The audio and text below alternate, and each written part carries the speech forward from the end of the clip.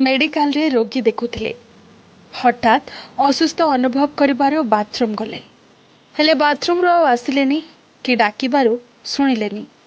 शेषरे medical staff bathroom कबाट भांगी doctor को उद्धार करिसंती। प्रथमे बालेश्वर नीलगिरी मेडिकल रे चिकित्सा परे डाक्तर को बालेश्वर जिला चिकित्सालय को निया जायतिला। बाटरे डाक्तर मृत्यु होइतिबा जଣା पड़िछि। हृदघाତରେ नीलगिरी उपखंड चिकित्सालयर स्त्री और प्रसूति विभाग डाक्तर और रक्त भंडार अधिकारी त्रिनाथ पाल प्राण हराइछंती। डाक्तरों को आमे भगवान बोली मानि थाउ। देह पा खराब हेले आखि बंद करी डाक्तरों ऊपर विश्वास करू एवं डाक्तरों पाखरे पहुंची गले गोटे भरोसा आसी जाए जे रोग भल हो। हेले मृत्यु तो काहाकू कहिकी आसेनी। रोगी देखु देखु टळी पड़िले डाक्तर। ଏହି ଘଟଣା ଅଞ୍ଚଳବାସୀଙ୍କୁ ଖୁବ୍ ଆଘାତ ଦେଇଛି।